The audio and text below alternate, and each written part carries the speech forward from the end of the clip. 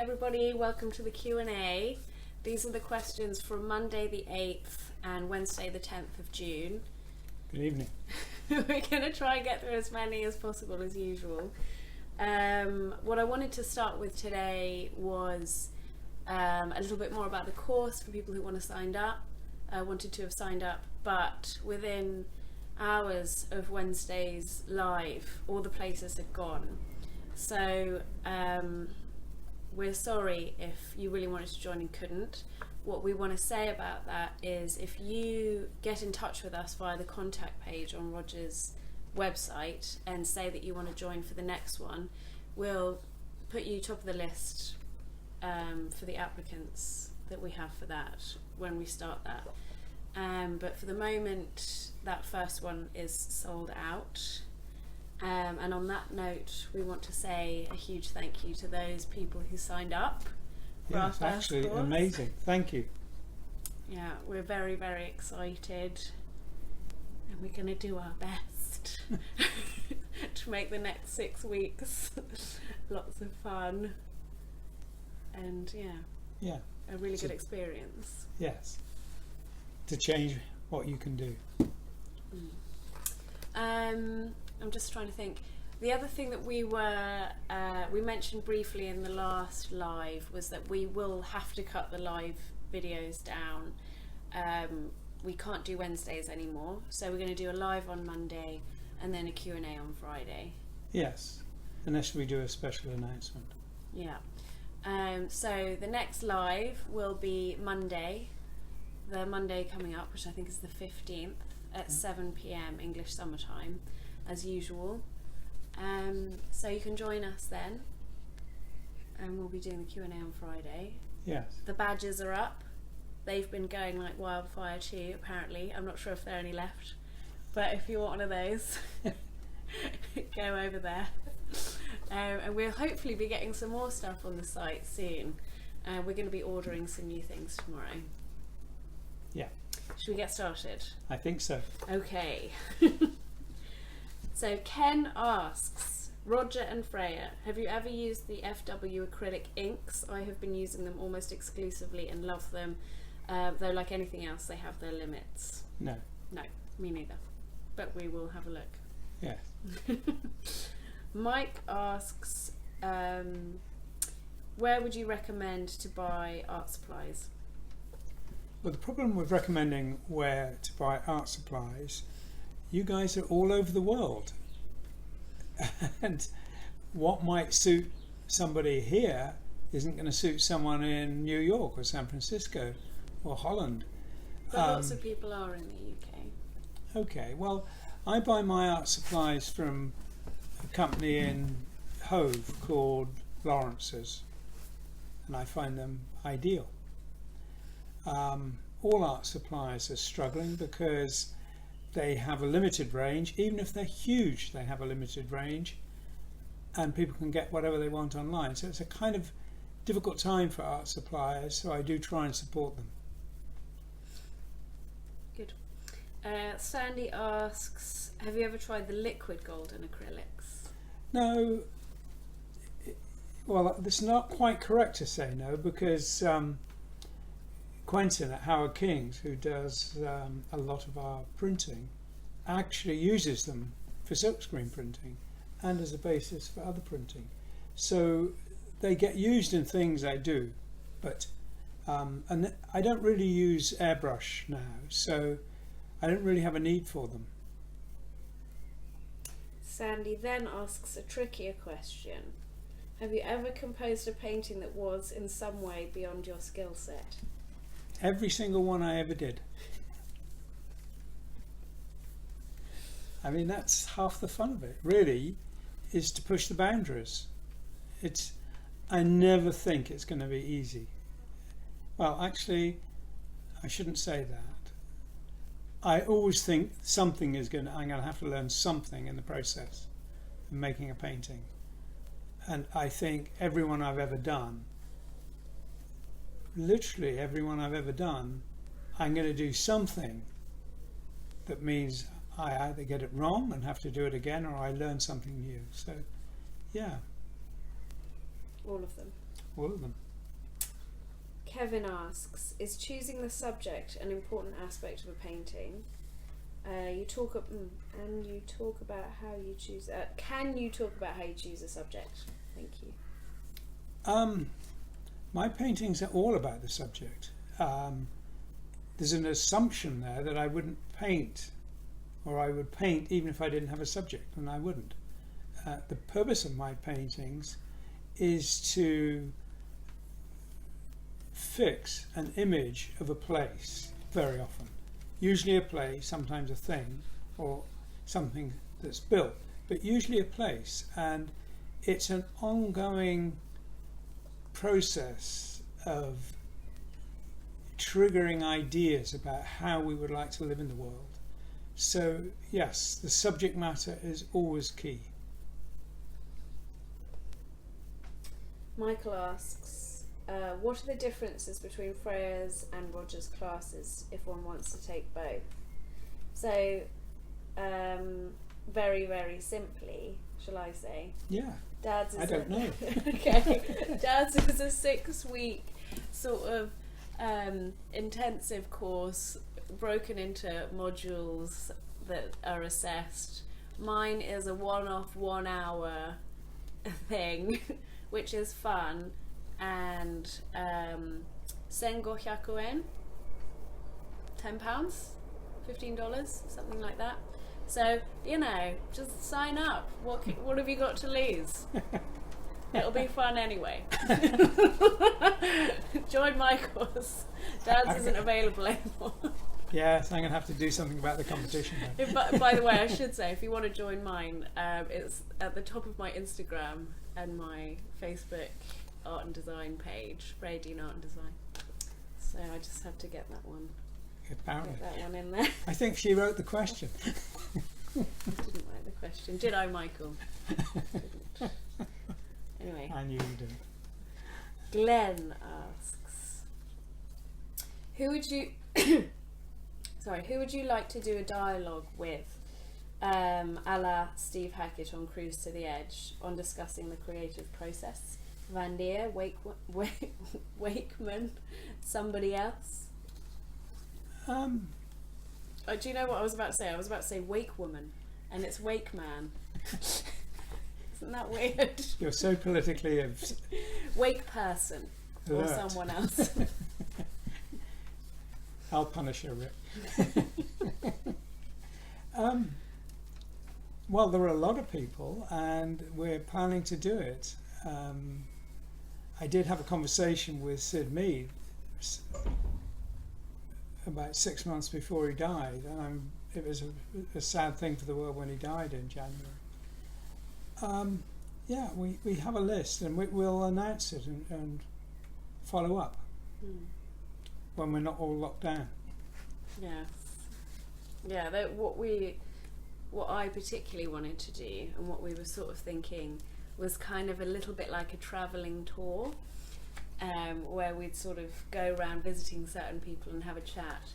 But then, what we've begun, and we're having a meeting about tomorrow, another meeting, is moving Dad's prototype house somewhere where we can access it much more easily. So I think, assuming people would be obliging enough, it would be really good to do the interviews in there once we get that nice and their own comfy. studios, yeah. Yeah, or their own studios, maybe a combination. Jeff Fluorescent asks, how can I get what? Name sounds familiar. I wonder why. How can I get that amazing book you were looking through that ended up on the table with the paint? I wasn't sure what book he was talking about. Do you Must have know? been Dragon's Dream, I think. So you're assuming it's one of your books? Or did we have another book on the table? Don't know. Sorry, Jeff. If you could comment that question again on Monday. Sorry about that. Yeah, I think I'm almost certain the answer is going to be on the website under books. Okay. If it was one of Dad's books, it will be on the website. If it was something else, if you can remember anything else about it, let us know. Jerry asks, What if you have too many ideas? How do you nail yourself down? Well, there's several answers to that. One answer is that I keep a record and a list of them. Not because I'm worried about forgetting them, but so as I can do a very quick access. And very often when I think, wow, I really like that, that is going to be the subject of a painting, I might have another idea I'm equally enthusiastic about.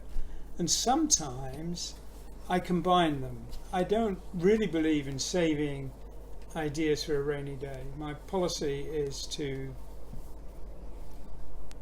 make them earn their keep as quickly as possible, although that really doesn't always happen. And there are a lot of, for me, exciting ideas in the sketchbooks. But I would say, yeah, mix and combine. It works surprisingly well. But also, I think a good way of choosing is starting everything and then watch what catches, watch what people jump on board with, watch what you get paid for, and then follow that route. Because I mean, just thinking about our lockdown experience, we had sort of loads of ideas and projects at the beginning that we wanted, and yeah, some of them just I actually profoundly disagree with you there, because, and I know you do too, because what you do and what I do is what we, at some really core level, really have to do. We do what we're driven to do, and all that other stuff really influences very little. I profoundly disagree with you. Really? I require payment for my ideas. All right, okay. I think it works best, and you do the best work when, and you'll probably get paid better too, when you're doing what drives you. Yeah, absolutely. But that's what I mean. Well, these are under the assumption these are all your ideas. Yes. And I don't mean just catching in terms of someone paying you for it. I mean like getting on board with an artist who's really excited about the same thing you are, or a writer or something. Just putting your ideas out there to some extent. You get feedback from them, and some begin a life of their own, and some kind of get shelved because they didn't take. I have occasionally done pictures that I didn't believe in, and I've either, well, destroyed them, repainted them, abandoned them in some way, and it's such a waste of life doing that. I try never to do that. Whose point are you addressing there? Just kind of wandering around. Okay. Jasper asks, what was the inspiration for the Asia Aura painting? The Asia Aura painting was picking up on the pyramid imagery, but it was looking for sacred places, places with an aura, literally. And I wanted to make it somewhat absolutely other. Somewhere that looked like if you search hard enough you would find it, but in fact was utterly unlike anything. So somewhere in the mountains, somewhere in a forested mountain, a sacred place. Sandy asks, are you familiar with Ted Jones, who painted the Klaatu album covers? His work always reminded me of the continuity between the Yes album covers, the story that links them. Which ones did you do? Klaatu? I'll have to look that up. Yeah, I can't picture it. I'll look it up. Maddie asks, can you talk about negative space? I've heard about it as a technique for painting, but I'm not sure I fully understand how it is useful. This is you. So this is what I was talking about, I can't remember on what day, but one of the reasons painting negative space is... It was Monday. Okay. Is really useful is that you see things that are familiar and you make assumptions about them. there's a man sitting here, so arms go like this and the head goes here, and all that kind of stuff, and you put everything where you expect it. And the useful aspect of negative space is it forces you to really look.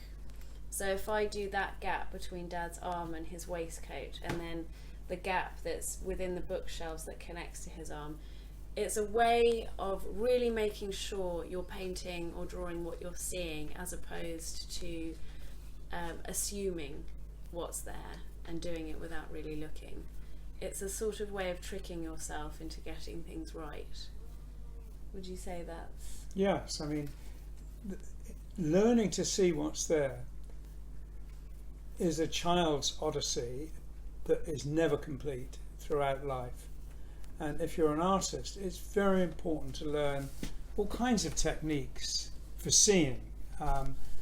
I have a mirror up on the wall there, on the top of the books, and whenever I'm painting, I look at the painting in the mirror so that I can see it differently.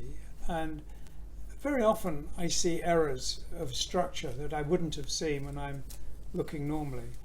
And you acquire over time lots of techniques and tricks that make you look and make you look again. And after all that, you probably still don't see a tiny fraction of what's there. It's an ongoing process, and it's a very, very important and very, very rewarding process. But it's an important process. But if you're constructing something, of necessity, you have to get what's there. And anything, like looking at the negative space, is a big help in seeing it in a different light. Yeah. David asks, well, he calls it amusing rather than a question. Did Storm working on marbling in the early days give you many ideas for your watercolour washes and dripping/running techniques? Mainly the random happy accident generation. No, not really. Not really. He filled his flat with them. It was amazing. And I think they appeared on the Source Full of Secrets. I don't know if he ever used it ever again, though. But he was doing marbling in absolutely the classic way. I've done marbling, but not in the classic way, mainly because it was more than I could afford to do. Happy accidents are an important part of what we do. Whenever I'm putting a wash down, it's good to leave a sort of random texture in it. It's a helpful tool, and sometimes I make sure there's a lot of that in a underpainting, if you like, and I can construct the whole painting on that randomness. As I think I said the other day, Journey to the Centre of the Earth and Return to the Centre of the Earth are both paintings that were essentially a monochrome, random splash of paint that kind of condensed into form by just bringing out little bits of it. It's pretty much as it was. It takes tremendous amount of time to do that little work, but it's important. It's very interesting, and getting that feedback from the painting, the more often you can do that, the better, I would say. Malcolm asks, have you both considered doing a talking book like Roger mentions is useful? I love listening to you both, and I think it would be a great addition to the shop. Thanks again for the great sesh. Well, the talking books I listen to are very often written by great authors, sometimes read by them and sometimes read by voice actors. I don't really see that I fit into either category of either a great There'd be author a lot or a of voice actor. squabbling, wouldn't there, over the course of a book? A lot of? Squabbling. I feel like this is, I mean, we're with each other every day, it's lockdown, we can just about do these without killing each other. I think that might just be on my part.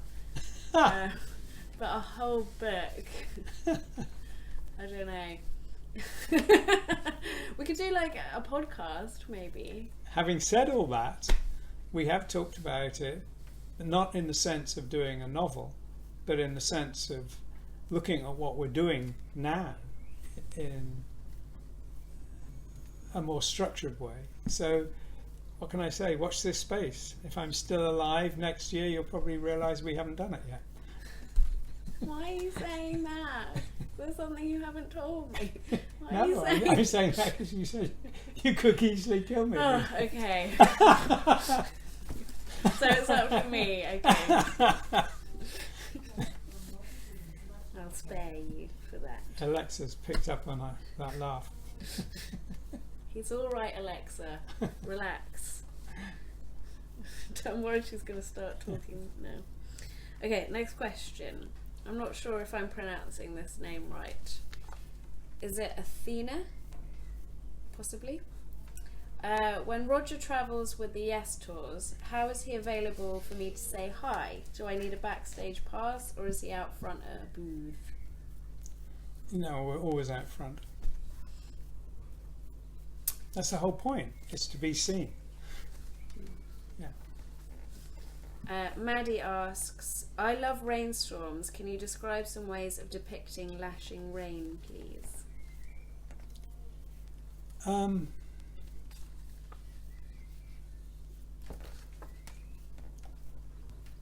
I would actually say, strangely enough, if I was going to have a think about, I'd like to do some rain, I would look at the Japanese prints of rain. They do it a lot and they do it well. And I would look at that and think, The way they do it, though, it's just like streaks, line streaks, Yes. absolutely symmetrical streaks of where they haven't inked. Yes, I Or get it's that. white ink, isn't it? Yeah. I don't know if I would do streaks, but I would definitely look at it because they have a good sense. And Turner, of course. Turners are very misty, and I've done pictures like that, like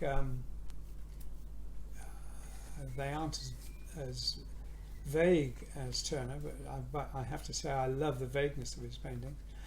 But paintings like the old bridge, there's a lot of mist, a lot of aerial perspective. And John Martin. yeah, John Martin, yeah. Well, that's the I guess the answer we're nudging around is look at what other people have done. I can't instantly think of one I've done myself with a storm. The Romantics, I think, would be a good group of people, wouldn't they? Actually, the more we think about it, the more examples we can give. But I can't give you an example from my own work at this point. I don't know that I've ever done a rainstorm. A misty rain, yes. A heavy rainstorm, no, not yet. Interesting challenge. One way of doing it might be, if you're doing it in watercolour, using salt. Go on, I don't know. So if you have a very wet page and you sprinkle salt on it, the salt sucks up the moisture, but in little spots. We've definitely done that for snow. I've definitely done that for snow, but I don't know how it would work for rain. But also, one of the things that we did at college was if we made a mistake with watercolour, it's incredibly difficult to get rid of. And you do that whole cleaning the brush, wiping it off, cleaning the brush, wiping it off thing. But failing all of that, the sort of last resort was taking a very sharp scalpel and just very lightly taking the top layer of the paper off. But I'm wondering if something like that would work for rain as well. You paint the image and then you do these little symmetrical little dashes with I a wouldn't scalpel. worry about making mistakes. No, I'm not talking about mistakes, but for the rain, just using a scalpel to just sort of take that top layer off. I don't know. Interesting. I will experiment at some point. Colin asks, in the late 70s, I think, you designed a pattern livery for commercial aircraft. Did any ever make it onto an aeroplane? No. It's a shame, but no. Oh, I think I remember those. Are they in the book? Yeah. Sort of bright red and blue. looking like tropical fish. Richard asks, is the heavy/light floating rocks concept similar to rock bands pairing something heavy with something light, like Led Zeppelin and Iron Butterfly? Well, in concept, no, because Led Zeppelin is a play on a musical jargon for a bum note, I think. But if you see all of it as a kind of surreal paradox, then you could say yes. I never thought of it that way, though. And so I think the answer is no, in that the concept was never about the paradox. Although it is, of course. Jacques asks, I read about dyslexia coming from problems with eyesight. You can help pupils to read through a magenta acetate. Maybe if you have some colour blindness, it's related. Well, dyslexia actually is a different way the brain is wired, absolutely. And I do find that very bright light exasperates reading difficulties. So there is something in that, but there's a book which Freyja gave me called The Advantages of Dyslexia, because it's not all negative, and one of the advantages is that someone with dyslexia is much better at making connections and seeing a bigger picture. It's kind of the opposite end of the spectrum to autism, where you are very focused on detail. Interesting. So we'll explore more. I mean, this is the thing, isn't it? Like, a lot of ways that people think are sort of pathologized by culture, because culture has very strict ways that we're all supposed to behave and codes of conduct socially and in the workplace. But if we were more embracing of different ways of thinking, we could cover so many more bases in our sort of projects and endeavours. I mean, if you're just thinking like on a small level, if you were coming up with a creative team, it would be fantastic to have someone who could focus in on things, and it would be fantastic to have someone whose brain worked in terms of bigger picture thinking, and you'd want all of that. You would, yeah. Kind of variation in thinking. Indeed. And you wouldn't consider it anything of a disadvantage. No. Unless you're asking one person to do the thing the other is better, you know. There is one aspect of dyslexia which I am told off about, and that is that I'm getting a little deaf, no question about it, and Freyja is often on my case, Dad, get a hearing aid, with plenty of justification. But there is something people who are dyslexic do, and that is they hear quite clearly what someone has said, but take quite a long time to process it into a coherent sentence. So is that what that is? Yeah, I can hear, but I don't know what it means instantly. So one of the reasons I get quite frustrated is, and that helps me knowing that, because particularly when I was younger, I would always get very frustrated because I'd ask you a question and there'd be this long gap between me asking and you responding. And because I never knew whether it was your hearing or you were thinking, I'd be like, hello, Dad? and I'd say, did you hear me? And then you'd repeat exactly what I said to you. And I'd be left thinking, why on earth didn't you just respond then if you heard?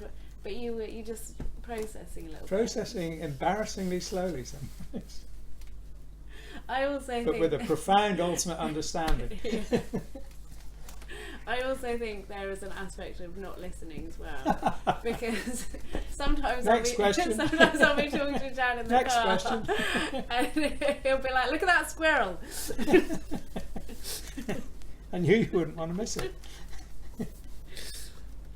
Anyway, David. No, that was David's question. Oh no, David. David asks, "Do you think anyone can learn to draw and paint?" Well, I was asked this question a couple of days ago, and I'm asked this question all the time. And the answer is almost everyone can be taught to drive, and in the same way, almost everyone can be taught to draw or paint. It doesn't mean that you can almost anyone can earn their living that way. Even if you're very good, sadly, it doesn't mean that. But it does mean with the right degree of application, a very large percentage of the population could learn to draw and paint. Similarly, I suppose, to learning some kind of musical instrument or singing. It's rare, it's very rare to find someone who absolutely can't. In the same way, it's very rare to find someone who absolutely can't drive. Of course, sadly, there are people who struggle with it, with both. So I would say a vastly larger number of people than you would expect can learn to draw. But I also think in your own life, being able to or not shouldn't prevent you from doing it. No, indeed. If you want to play guitar, even if you're terrible, I'm speaking from personal experience, do it. I've just decided I want to learn ballet. I'm never going to be a prima ballerina, but I'm wearing my ballet shoes right now because I just want a part of that way of doing things in my life. I imagine walking taller and walking around in the ballet shoes, and at some point I will maybe go to a lesson. But I think being... You got the shoes then? I've got the shoes. Half the challenge. I think buying the equipment is the best bit. But I think, being, good or whatever shouldn't prevent you from doing it. I think being okay with being bad is one of the best things, because then you'll probably become good without noticing. I would say, it's absolutely worth doing it, because the practice in hand-eye coordination is very good brain training, whether you're drawing or playing violin or almost anything where you need to do that.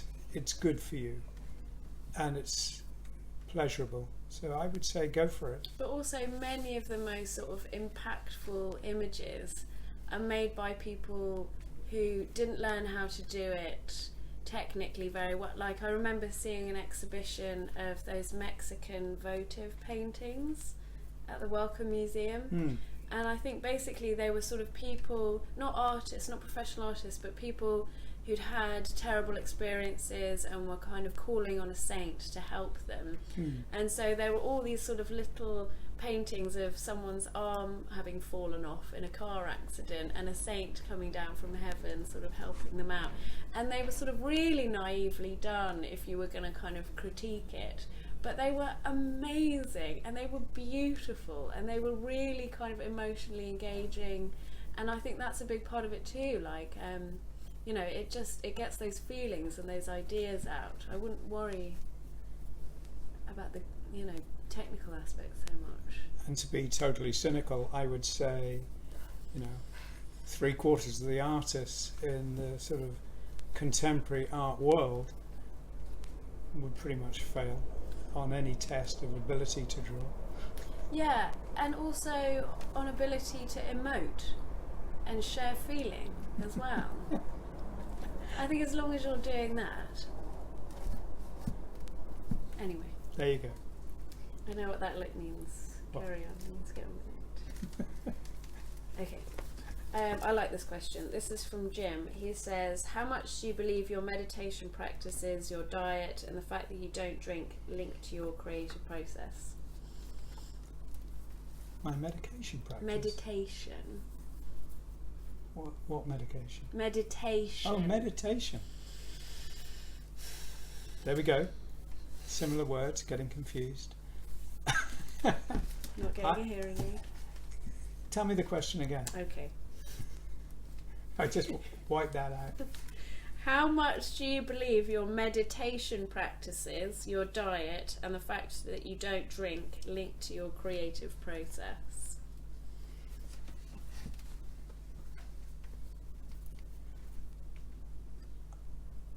I would say they're linked to my health, and my health means my creative process is carrying on, thank goodness.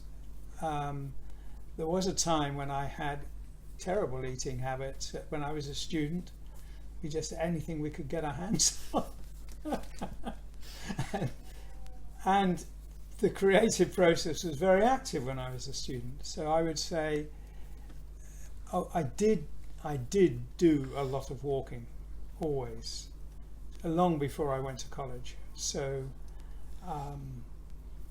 going back as far as I can remember, walking in the countryside, long day-long walks was a habit. So I would say that was important because I always did it. Good eating habits probably didn't kick in really until I left college, about 1968, 69 maybe. So yes, directly and indirectly.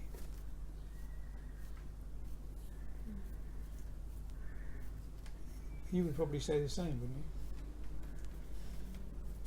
you? Yes, in that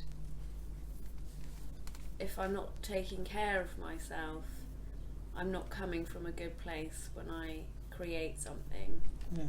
And a friend of mine said that they could tell what kind of state of mind I was in when I painted something. And so they often said to me, make sure you're relaxed, feel good before you start this one, because we'll pick up on the energy. And I don't know how true that is. I suppose it depends how sensitive the viewer is.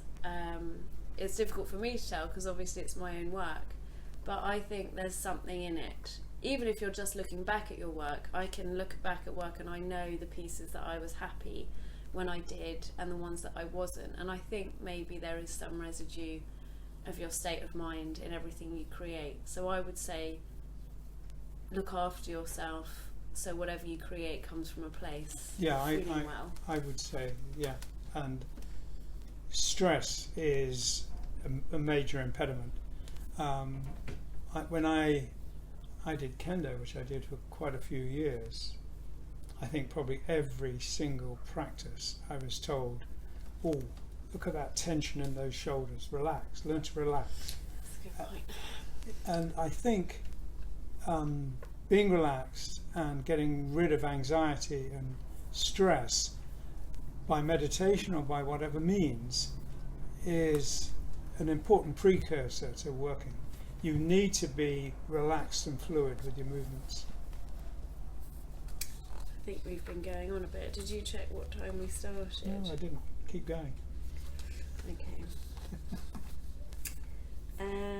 If you're watching this and you're bored, you can switch off at 8. What sort of spaceships would you design for Virgin Galactic? Asks David.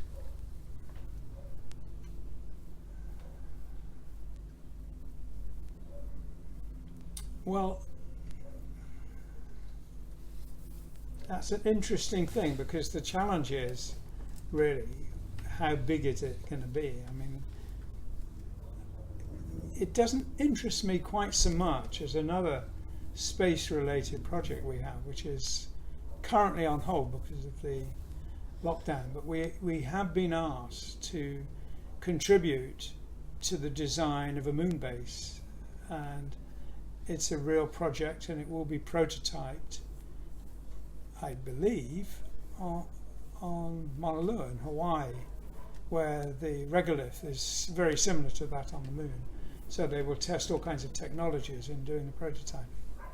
The reason I got asked to be involved was because when I did my thesis on architecture, my thesis was about making spaces where people feel comfortable.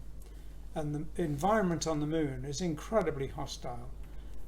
You will die from radiation, you will die from the vacuum, you will die from extreme heat, from extreme cold, you will die from micrometeorites and moonquakes. There's an unbelievable amount of stuff that will kill you, including the dust, which will shred your lungs because it's not been abraded, it's very sharp. So the moon is a very hostile environment, and people living on the moon will be essentially in a super high-tech prison. And my involvement was because, in addition to all those other threats, mental health will be a big issue. So whatever can be done in the build to alleviate stress and mental health problems, they will do. And I'm involved on that basis. So I avoided your question. Should we carry on? Yeah.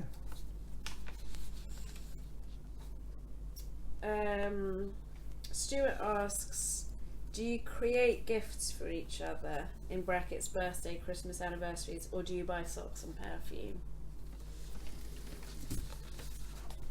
What gifts?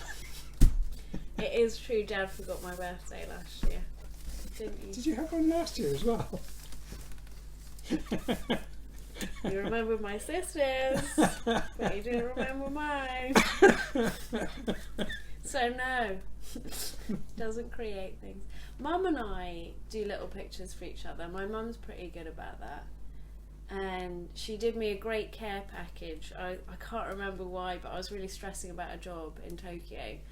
And my cousin, who has a fantastic YouTube channel called Sustainably Vegan, she's very careful about kind of zero waste and reusing things, and Mum and I talk about it often. And so my mum did me this really lovely care package, which was kind of a book that she'd read and some paper, some beautiful watercolour paper she hadn't finished using, and one of the pin badges we'd had made for Dad, and a little pastel drawing of her kitchen, so we could kind of share a moment in her kitchen together.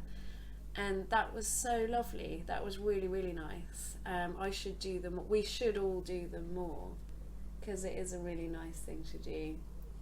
And we're probably all just a little bit lazy, aren't we? And kind of think, last minute, Bob Ross mug. Yes. It's that old thing that the cobbler's children go barefoot. I'm still waiting for my 18th birthday present painting. Yes, it's there. I'm not even going to look, because I know there's just a blank canvas there.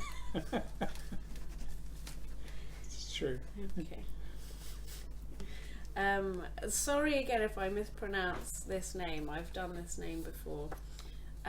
Bull asks, on buying the Green Slate albums back in 1973, I was blown away by your writing all the info credits by hand.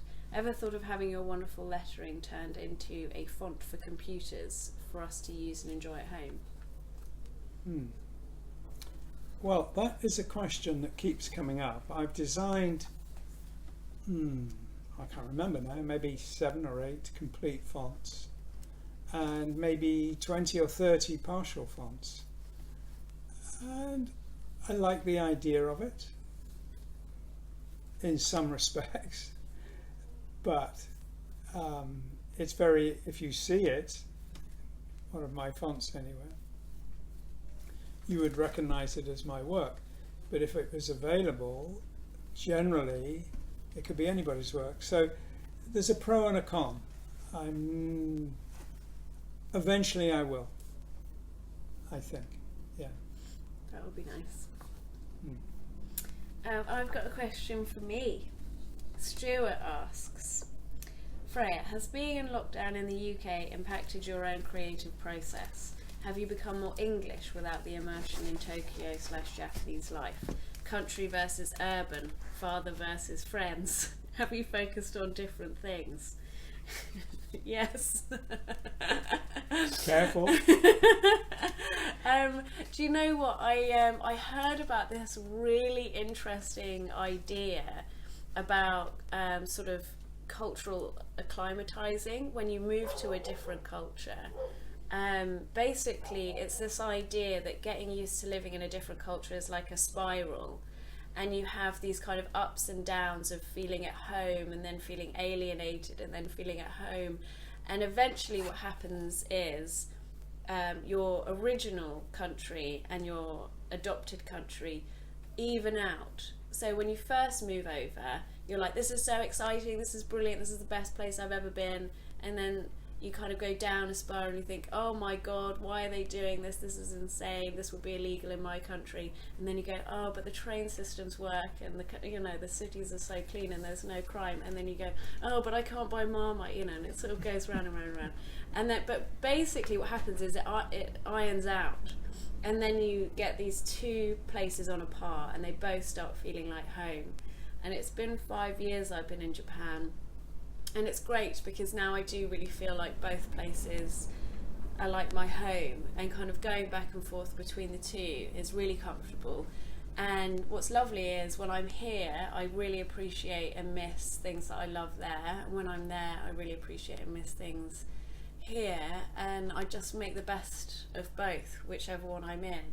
This is the longest I've been in England since I moved out to Japan, so it's been really nice not having to rush everything and going out into the country, because that's, I think, what I miss the most apart from my friends and family, is the countryside here.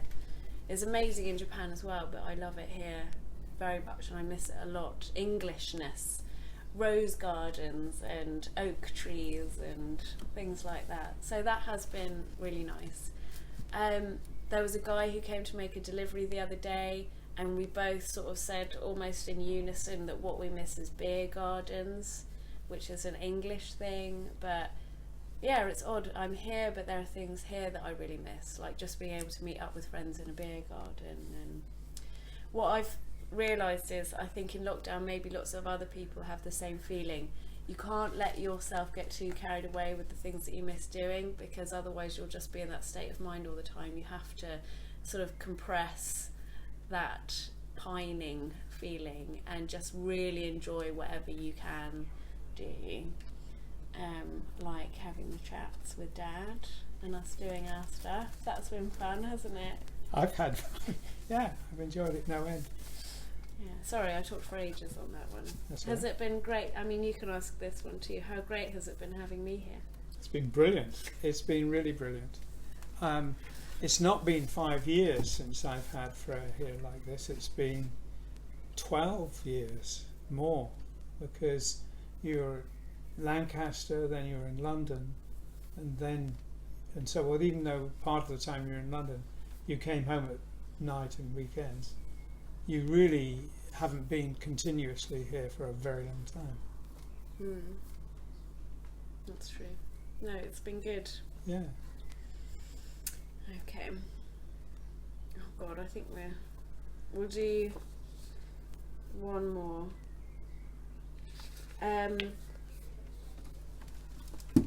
Do you think you have been passed the torch from Mike Knott / David Pye in terms of being a catalyst for motivation?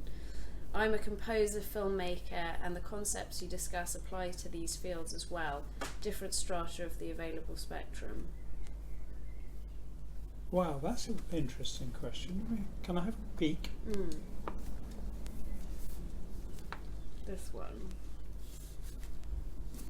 I mean, in terms of, you've used the phrase torchbearer, I think that was one of the reasons that we wanted to do this course, wasn't it? Was to have apprentices and teach some of the things that you do. For me, that's a very important part of the classes we're doing. Well, yes, this is very interesting, because David Pye was a brilliant philosopher of design and craftsmanship, and I would recommend anybody read his books. He was a genius and really insightful, and the things he had to say were not the kind of art world bullshit that makes a great deal of what is written about art and design just unbelievably tedious. He was brilliant, and he was brilliant at encouraging too, so I would say he was great. Mike Knott, I'm confused with the Mike, but yes, he was brilliant too. He was a great teacher.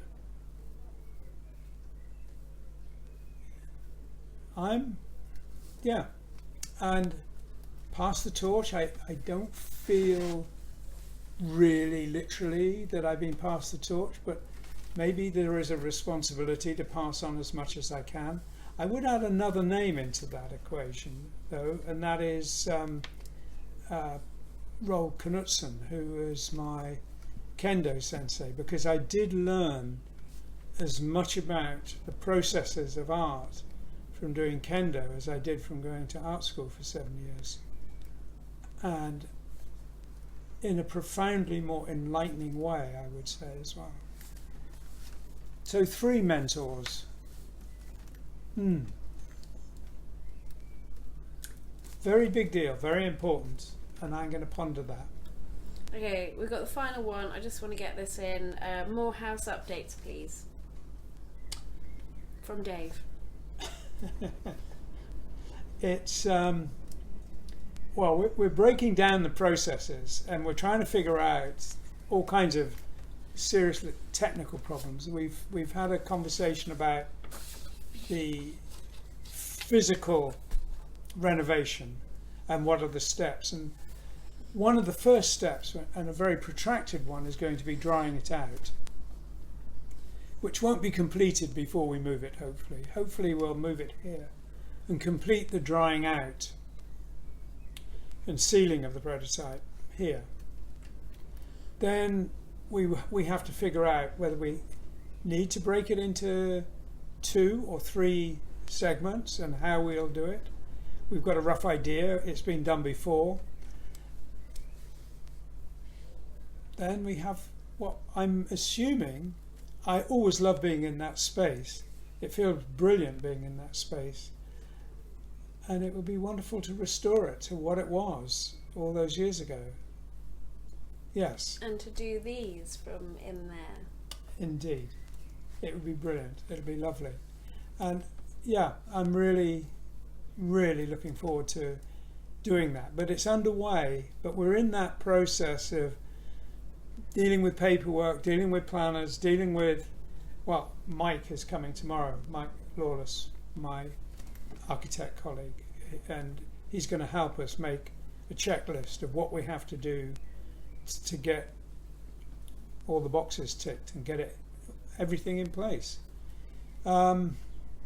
We won't bother filming ticking boxes, but we definitely will film any movement on site where it's going to be prepared for the movement. We'll film the movement, and we'll film putting it in and doing the work. So that will be a very exciting project, and my hope, and I really, really hope, we'll be able to have it moved and all that work done in such a way that it will be sealed and ready for internal work only by the end of the summer.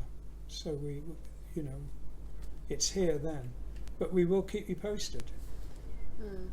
I was literally looking up the contact information for George Clark's Amazing Spaces today, because I think that would be a great show. He seems really nice as well, and I just think it'd be good to get a camera on Dad to make sure he does all of the stuff. Don't worry. I'm as motivated as you. So, final thoughts. Thank you for all of your questions. There's definitely some that we've missed. Keep commenting your questions for Friday. We're going to be back on Monday doing the live, and a huge thank you to our new sign-ups for the course as well. And if you really wanted to get on the course, email us and we'll put you on the waiting list for when we do the next one. Thank you very much. Thank you.